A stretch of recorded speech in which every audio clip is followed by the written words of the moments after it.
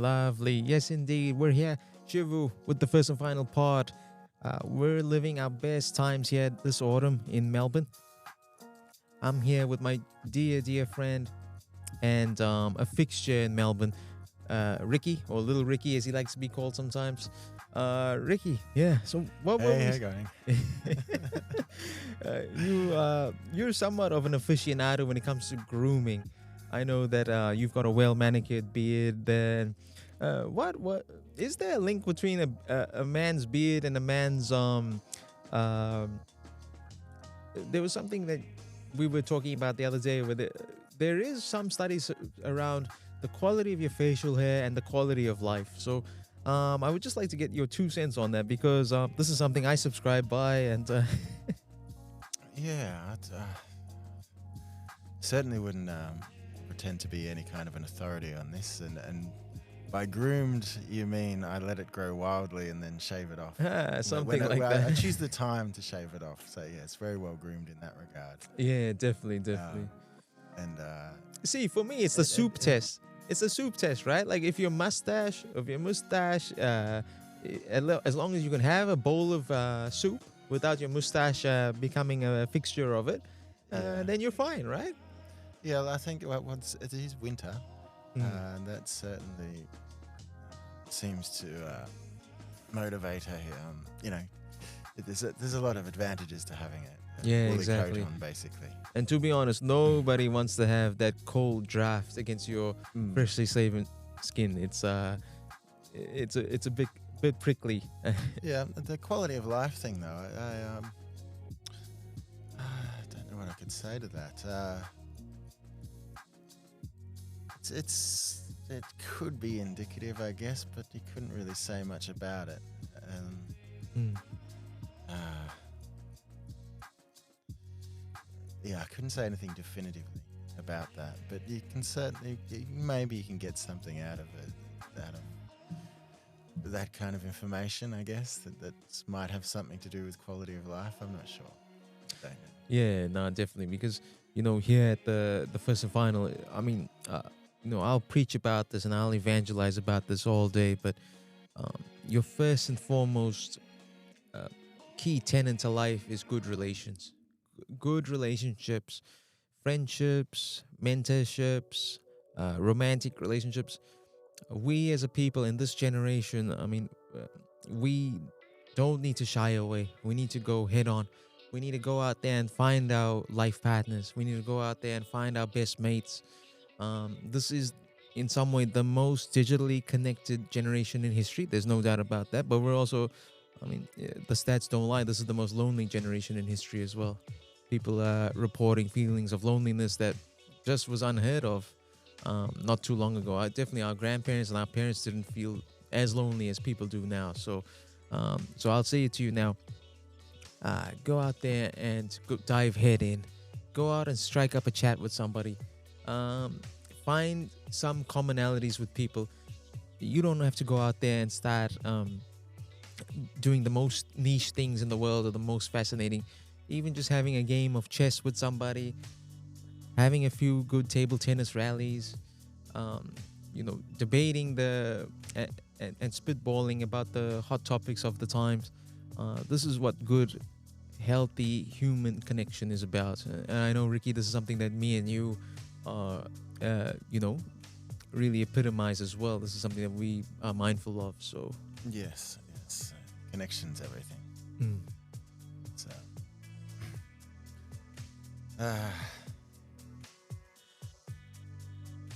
a bit stumped on what to say about this, to be honest.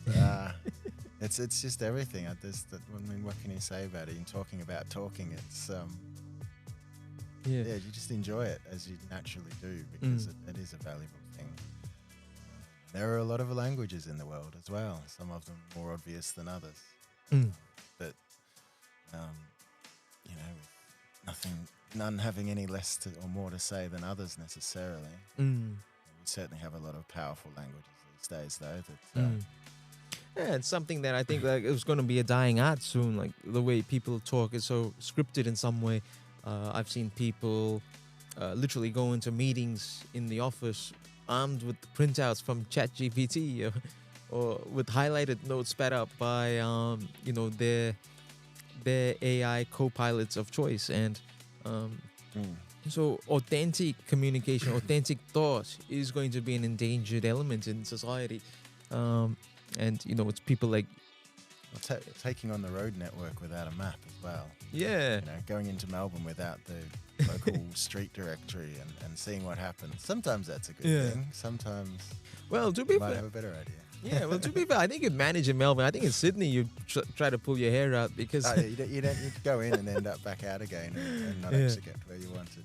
yeah, and we love Sydney. Sydney is the most naturally aesthetic and pretty city in the whole world. I remember the first time I went to Sydney, and my jaw just dropped when I went to Darling Harbour. I'd never seen anything like it. This is a natural, God-given harbour that a CBD surrounds. And just think about that for a second. This is a harbour that has little yachts. It has little speed boats, family boats, as most people will call them there. And just 5 minutes walk away is the actual business district for one of the major cities in the whole world. It's really a unique place. It's got such a vibe. There's nothing in the world that is someone who's, often I'll finish up in the office and then quickly take off my blazer and put on my walking shoes, and I'll take a walk straight around Darling Harbour all the way down to Barangaroo, hit the Sydney Harbour Bridge, and then stop around the Opera House. And that is the most pretty and picturesque 3 to 4 kilometer walk you can have. And I think everyone who's experienced that is quite knows that feeling and is quite blessed. But driving around Sydney is it's a challenge. You have to meditate through it. There are gurus in the Himalayas right now who are trying to find a way of how to navigate Sydney traffic, commute traffic. It's roads upon roads upon roads. Yeah. Absolutely. There's some beautiful architecture. And roundabouts from hell. Those roundabouts are quagmires. They're missiles against your mental health defense. So, speaking of missiles, breaking. This is not a drill. Okay, this is not a drill. We did see the bunker buster dropped in Iran, and we are seeing some shelling in the Israeli region as well. They are piercing Iron Dome. Beer Shevat has been hit. Haifa has been hit. Tel Aviv. These are places that traditionally Tel Aviv has been, quite immune from certain aspects of the shelling and the rocket launches coming from Hezbollah, Lebanon. But the Iranians obviously are having a little bit higher grade artillery that they're having access to. So things are quite tense there. We've seen a ceasefire being imposed and I guess violated. And I guess we're just going to keep seeing what's going on. This is a blood feud. This is not something that's come about because of a sense of rivalry or a sense of, you hit me, I'll hit you back. This is a blood feud in that at least one player wants to see the other perish. Perish for good, be wiped off the map and not exist anymore. This is not to be taken lightly. Any action involved in this space, is done with a certain level of intensity that isn't really known to any other,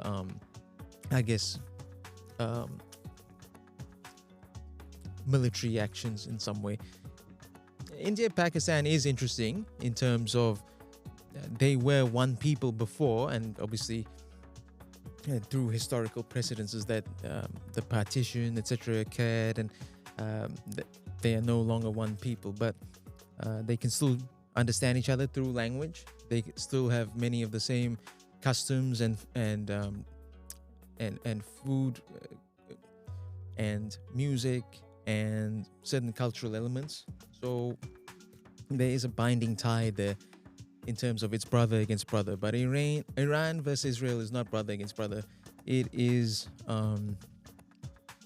two distinctly different peoples who have very different ways of going about it. I've known some Israeli people, and they're very practical. They seem to be, in general, uh, very technocratic. They try to find a way of the best way of doing things. They'll take after that, and they're focused on very much finding an innovative way or a new way of doing things.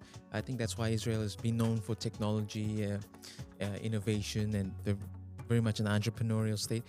Iran, on the other hand, I feel like there's a lot of chips on the shoulder there. There's a lot of historical baggage that needs to be um,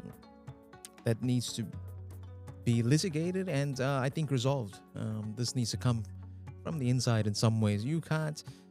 It doesn't matter who you are, but you can't sit there and wait for someone else to come and resolve things. If you have internal conflict, by definition, internal conflict needs to be resolved by yourself. And you need to go away and you need to have some introspective thought.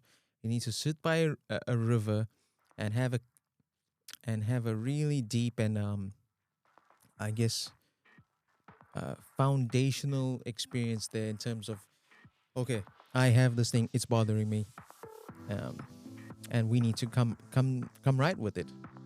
A come to Jesus moment in some way, or maybe that's not the right religious figure to invoke here, but that's what needs to occur. And I would invite the Iranian people, go ahead, usher in a new day, oust the Ayatollah. It's time for a new era in the Middle East. The Middle East did have an interesting history. They have been quagmired by religious fanaticism, and it's time to close the book on that. Follow the lead of others in the region, and try to be more technocratic. Try and modernize. Try and live a more fulfilling life. That's my take on it. Don't be held hostage by the elements of the past, the elements that want to see you regress and be held captive to some kind of outdated and archaic way of living. And yeah, because I can assure you, the Israelis do not think about Iran in that way. They're out there trying to learn things, trying to do things, and go about their business. They're not looking to be in a rivalry with Iran. They don't see them like that. They see them as some kind of bully or pest that lays to the north of them, that has a death wish for them. And to their credit, they still get on with their lives. They still try to do as much as they can. And but I'll just say that it doesn't need to go further than this. We need to get things right, and it starts with Iran having some introspection and not feeling so insecure. People aren't out here living their lives hating on Iran.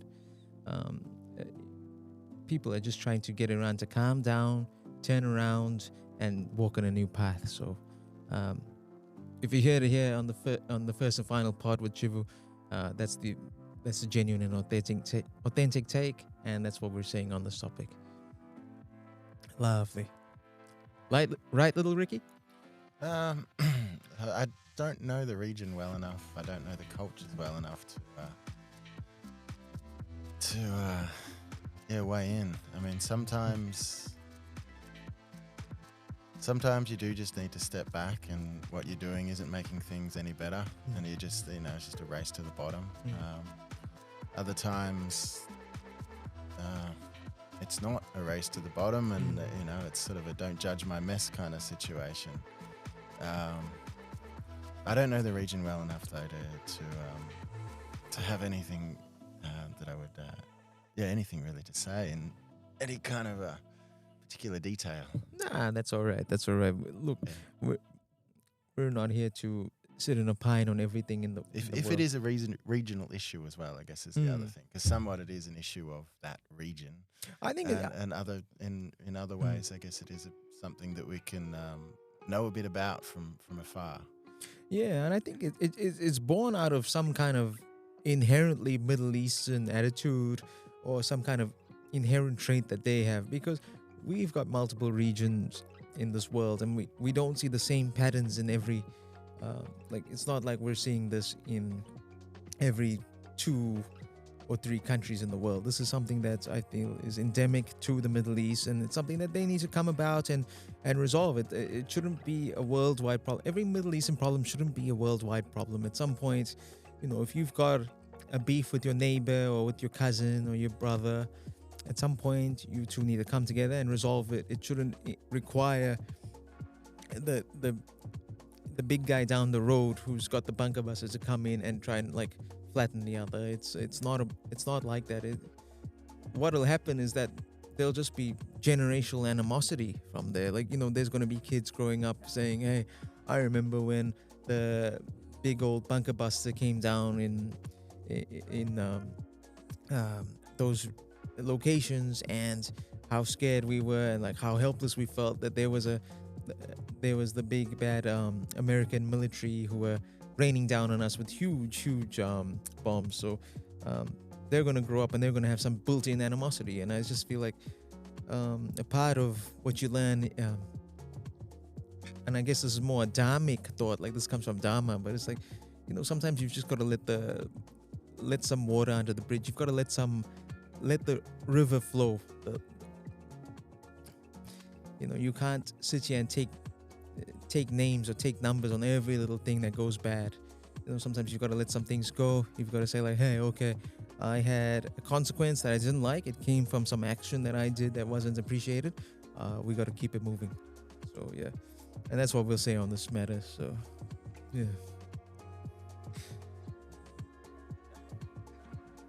Now, Ricky, tell me, so you...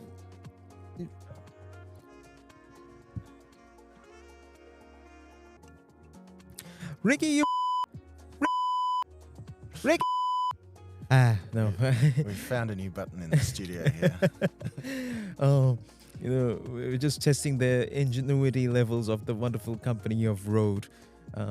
This podcast is being recorded on Rode, which is an Aussie company. We love Aussie companies, and we're happy that they're part of this journey. This is not a sponsorship at all. I do want to start with a disclaimer as well. The views and the topics mentioned here are said in good nature and in good jest. This is made for entertainment purposes only. There is no financial advice being portrayed here. There is no nutritional advice either.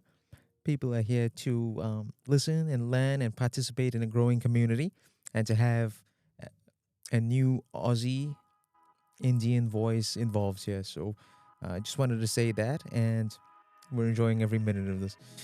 All right. So, Ricky, you are a connoisseur of travel. You've been around this great nation, Australia. Yes, I've done a few road trips. Yes. Yeah. You're the road trip maestro. You have a great playlist, and you know how to manage your fuel. So tell me, where is, like, I guess if someone had a car and they had 2 free days, tell me where you're going. Central Victoria. I mean, I'm from Victoria. I'm from southern Victoria, the Melbourne region, Ballarat region. Heading, what's it be, northeast, pretty much the freeway, but a lot of the towns that are just off the freeway within maybe 100-kilometre region, north or south of the freeway between Melbourne and Sydney. There's a lot of really nice towns there. It's a really nice road trip, that's for sure. There's a lot of vistas along there, a lot of nice forested regions, a lot of beautiful lake regions, camping regions. Beautiful little lookout spots. I think there's a nice couple B&Bs along the way. Maybe the odd wombat. Please look out for those wombats. Yes. They're a national treasure. Do not run over the wombat or take them away. I saw a harrowing clip the other day, Ricky. I'm not sure if you've seen it, but there was an American lady who'd just come to Australia, and she's seen a wombat on the side of the road, and she inexplicably picked up this wombat. This is a treasure of this country. The wombat is, right up there. It's not in koala territory, but it's certainly a wonderful, wonderful symbol of Australian nature and wildlife. And she picked up this baby wombat amidst the squeals of the mother wombat, and she's run away with it. I'll say this. This is not a hot take. This is a measured take. Deport her immediately. Cancel her visa. She doesn't belong here. She doesn't understand what we're about. That baby wombat should never have been displaced. I haven't seen the clip, but it sounds like it sounds like something that you just don't do. It's it's disrupting more than it's just I just interact with nature in this way, but it has they're real organisms. They're existing just like us. Yeah, that kind of disruption. And they have just as much sovereignty over their homes and their spaces as us. Like a wombat, a wombat hole that they've burrowed. I'm sure that they have real pride about it, and they're just trying to travel around and or waddle around as they tend to do. Hey, they get up a bit of a jog sometimes. Yeah. Yes.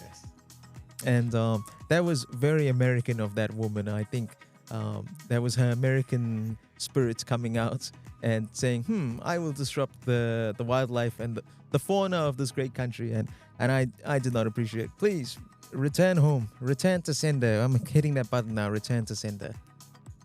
Yes, wow. It's quite a crime. So. Yeah.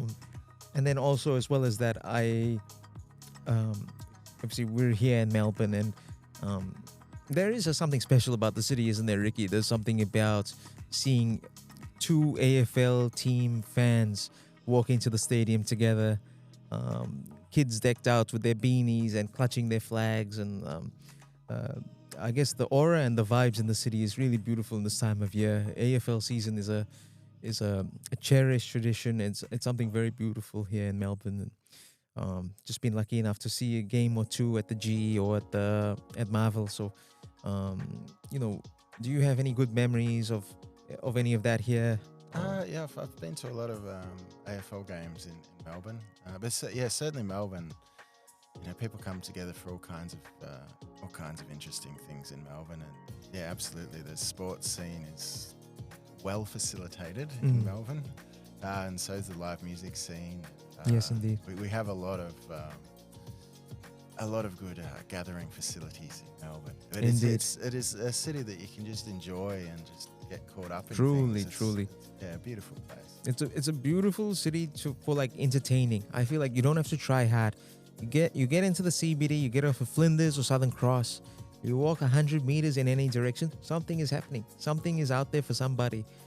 It's very awesome about the city, and obviously after the pandemic, things have certainly changed here. I think that the sheer number of foot traffic is noticeably lesser.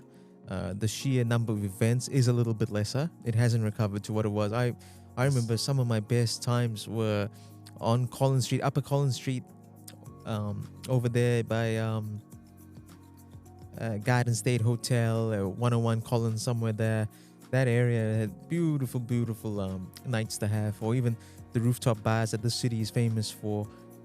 Like you won't have the picturesque setting that you might have in Barangaroo or Darling Harbour in Sydney, but the rooftop bars certainly give you an ambience that can't be replicated. So. Yeah, there's certainly a lot of pain still apparent from those days. Even if you're just casually enjoying the place, you can still get a sense of there's a lot of pain still around from those days. I'd say. Certainly. It's a great charm place, and definitely I recommend it to anyone visiting Australia. Please come on down to Melbourne. This is the cultural capital of the country. This is one of the most iconic cities in the whole world, and you'll certainly have a good time. And pick an AFL team. It'll be good for you, mate. It'll be good for you. I remember when I first came to Melbourne, that was one of the first things I had to do. I got my residence sorted. I got my TFN, all of those things, and then someone explained to me the importance of picking an AFL team and how that would be a big aspect of my life going forward. And Carlton Blues is who I'm with and who I will be with. So. I don't like your choice, Shiv. Oh, okay. There's plenty of other teams that are better than you should. Lovely. I guess that's fodder for another topic. And thanks once again to all of our wonderful people out there all over the globe. I'm so appreciative of every one of you who's given me feedback, who's been listening. I'm seeing the numbers on Spotify and Amazon. It is quite wonderful. And let's keep this going. I hope you're getting something out of it. I certainly am. And from me and Ricky here in Melbourne, we're signing off. And Good day and thanks kindly. See you later.